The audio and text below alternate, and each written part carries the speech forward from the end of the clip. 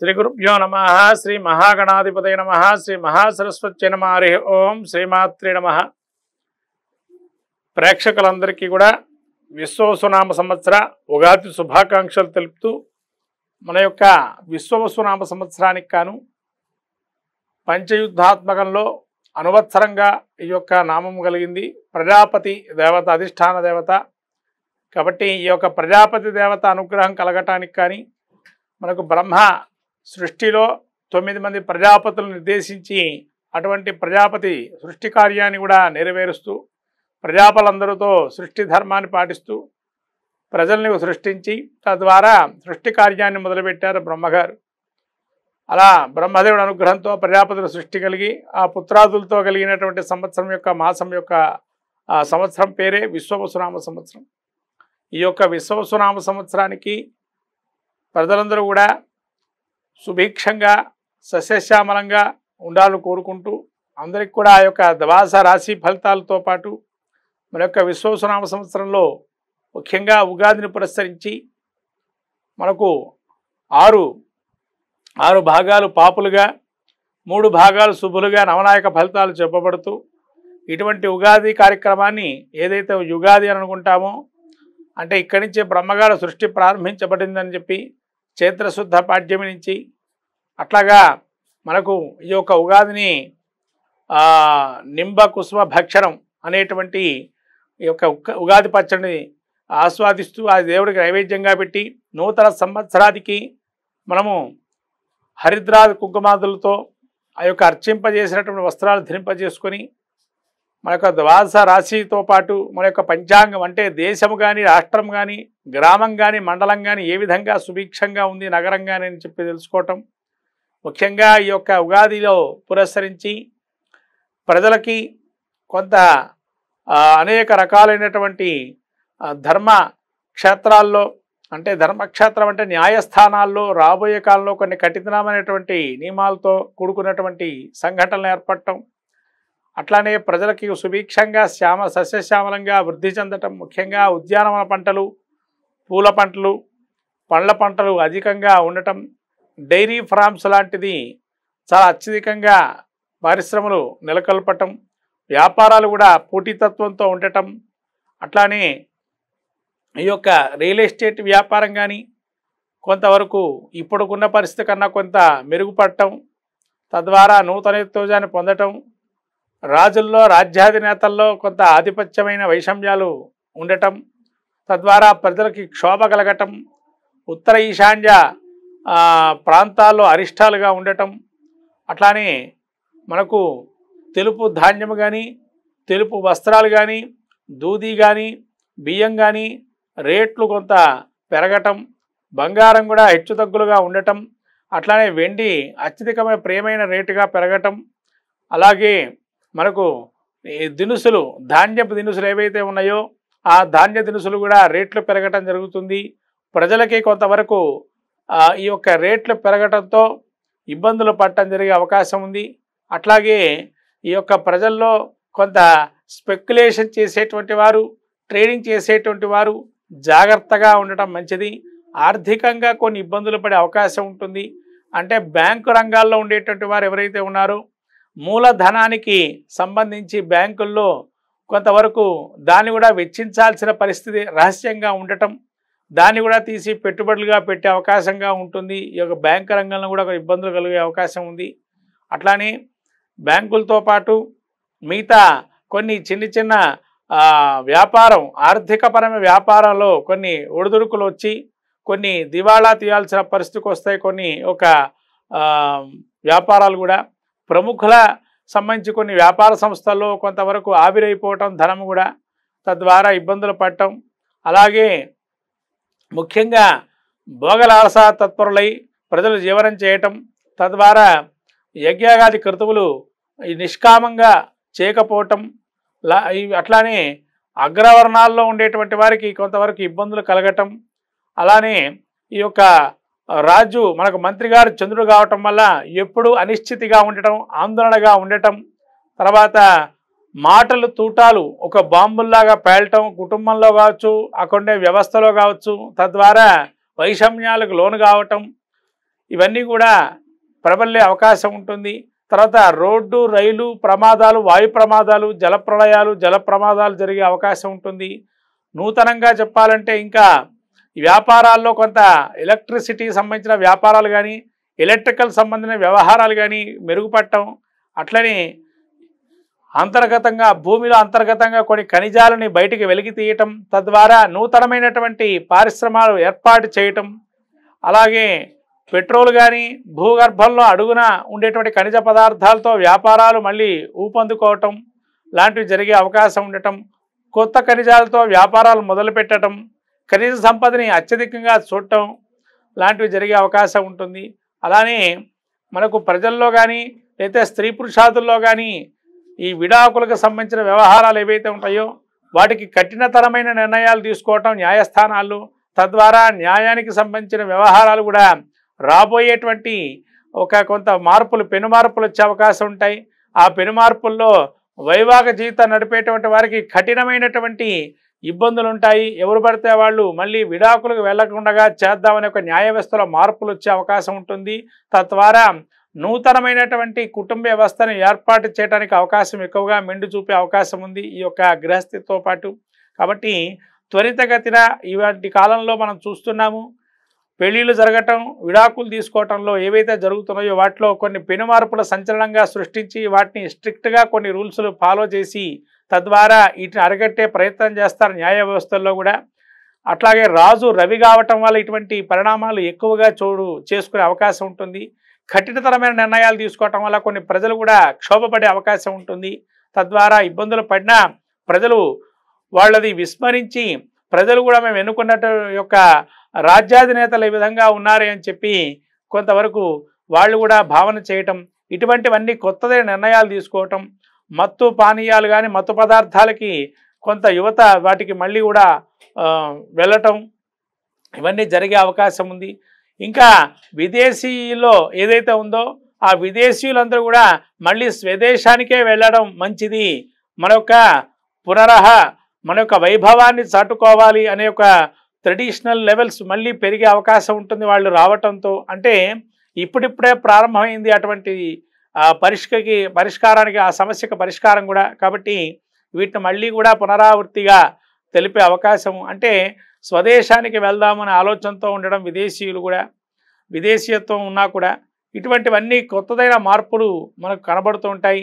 అక్కడ వ్యాపారాలు పెట్టుకునేటువంటి వారు కూడా ఇక్కడ వ్యాపార పునరుత్తేజం చేయాలి భారతదేశంలో అని చెప్పి భారతదేశీయులు ఎవరైతే ఉన్నారో వాళ్ళు మళ్ళీ ఇక్కడ వ్యాపారంగానే పుంజుకునే ప్రయత్నం చేయటం, తద్వారా ఆర్థికపరమైనటువంటి భారతదేశానికి ఆర్థిక మంద్యం నుంచి బయటపడే అవకాశం, తర్వాత నూతనమైనటువంటి సాంకేతిక జ్ఞానం పెరగటంతో కొంత ఉద్యోగస్తులకి అనిశ్చితి కొలవటం, తద్వారా ఉద్యోగ అవకాశాలు సన్నగిల్లటం లాంటివి ఈ మార్కెట్లో జరిగే అవకాశం ఉంది. కాబట్టి ఇవన్నీ కూడా మీరు దృష్టిలో పెట్టుకొని తగుదైనటువంటి యాక్టివిటీస్, అంటే మీ వృత్తిరీత్యా ఉన్న యాక్టివిటీస్ని పునరుత్తేజం చేయటం అనేది మంచిదిగా చెప్పబడుతున్నది ఇక్కడ. అంటే కావాలని మళ్ళీ కూడా మీరు మీ యొక్క వృత్తిరీత్యా ఉండేటువంటి వ్యవహారాలు మళ్ళీ మీ యొక్క పూర్వీకుల నుంచి ఆస్తిగా పొందినటువంటి వృత్తిరీత్యా మెలకువలు తెలుసుకోవటం, నైపుణ్యం తెలుసుకోవటం మంచిది. తద్వారా మళ్ళీ నూతన వ్యాపారాలు ఇక్కడ మొదలు పెట్టడానికి అవకాశంగా ఉంటుంది. ఇంకా మీరు ఈ దైవికంగా ధార్మికమైనటువంటి కొన్ని సంఘటనలు కూడా చోటు చేసుకోవటం, తద్వారా వాటిని కూడా మీరు అద్భుతమైనటువంటి కొన్ని సంఘటనలు జరగటం, వాటి ద్వారా మంచి చెడులు రెండు ప్రాబల్యమలే అవకాశం ఉంటుంది. ఇవన్నీ కూడా మనకు కనబడే అవకాశం ఉంది. ప్రపంచ దేశాల్లో కూడా భారతదేశానికి నూతనమైన ఉత్సాహాన్ని, అట్లనే క్రీడారంగంలో కావచ్చు, సినిమా రంగంలో కావచ్చు, రాజకీయ రంగంలో కావచ్చు పెను మార్పులు సంచలనంగా సృష్టించి ప్రపంచంలో కూడా భారతదేశం వైపు చూపు చూడటం, అట్లాగే ప్రతి ఒక్కరు కూడా భారతదేశాన్ని సహకరించాలి, పరస్పర అవగాహన ఉండాలి అనే ఒక తోడ్పాటుతో ఉండడం, మన చిరకాల శత్రువులు కూడా దేశానికి ఉండే శత్రువులు ఎవరైతే ఉంటారో ఆ శత్రువులతో కూడా జ్ఞాతి, అంటే ఒక మధ్యవర్తిత్వాన్ని వాళ్ళు కోరుకోవటం, తద్వారా మనం ఆర్థికంగా కావచ్చు, వ్యాపార రంగంలో కావచ్చు ఎదుర్కొన్న సమస్యల్ని కూడా మనం పరిష్కరింపజేయటం, భారతదేశం యొక్క ఉన్నతి కూడా మన ప్రపంచమంతా కూడా చాటే దిశగా ఈ విశ్వవసునామ సంవత్సరం ఉండటం జరుగుతుంది. కాబట్టి అందరూ కూడా ఈ యొక్క సంవత్సరంలో కూడా అందరికి చేతికి ఎంత ధాన్యం లభిస్తుందో ధాన్య దానాన్ని కూడా ఇవ్వటం వల్ల బ్రాహ్మణులకు కావచ్చు, పెద్దలకు కావచ్చు, దైవ కార్యక్రమాలకు కావచ్చు, దేవాలయాలకు కావచ్చు, అలా ధాన్యదానం చేయటం వల్ల ప్రజాక్షేమం చేకూరి అందరూ సుభిక్షంగా సస్యశ్యామలంగా ఉంటారు ఆ యొక్క ఈశ్వరుడు అనుగ్రహంతో. ఈ విధంగా మన ఉగాదిని పురస్కరించి విశ్వనామ సంవత్సరంలో ద్వాదశ రాశులు ఫలితాల యొక్క చెప్పుకుందాం. శ్రీ గురుభ్యో నమ. శ్రీ మహాగణాధిపతి నమ. శ్రీ మహాసరస్వత్య నమ. హరి ఓం. శ్రీమాత్రే నమ. విశ్వనామ సంవత్సర వృశ్చిక రాశి యొక్క ఫలితాలు చూస్తే ఉగాదికి విశాఖ నక్షత్రం 4వ పాదం, అనురాధ నక్షత్రం 4 పాదాలు, జ్యేష్ఠ నక్షత్రం 4 పాదాలు వృశ్చిక రాశి.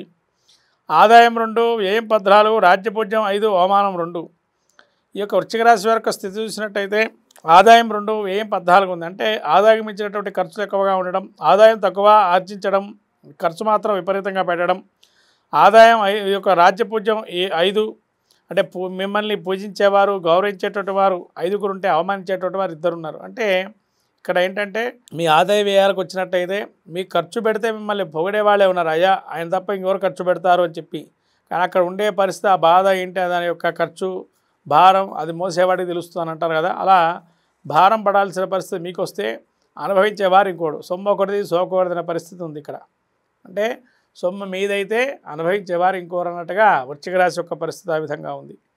ఇక్కడ వీరికి గ్రహస్థితి చూసినట్టయితే ముఖ్యంగా రాహు కేతువులు జూన్ నుంచి వీరికి ఈ యొక్క అర్ధాష్టమ రాహువు అట్లాగే కేతు వచ్చేసి దశమ క్షేత్రంలో ఉండడం వల్ల కొద్ది ఉద్యోగంలో ఇబ్బందులు కలగటం, ఉద్యోగం మారుద్దాం అనుకోవడం, వేరే ఉద్యోగంలో మార్పు చేద్దాం అనుకోవటం, అట్లనే శని కూడా పంచమ స్థానంలో వీళ్ళకి ఉండడం వల్ల పేరు సంపాదించే చోటే ఇబ్బందులు పడటం, లేదా మిమ్మల్ని అక్కడ మీరు మీ యొక్క ఎబిలిటీస్ని దెబ్బతీసే అవకాశం, ఎంత కష్టపడి కృషి చేసినా కూడా మీ శ్రమను గుర్తించకపోవటం, శత్రువుల్ని కూడా మీరు అనుకోకుండా మీ పక్కనే ఉన్నా కూడా వాళ్ళని మీరు గుర్తించకపోవటం, అలా రకరకాల ఇబ్బందులు చేకూరే అవకాశం ఉంది యొక్క మా సంవత్సరంలో.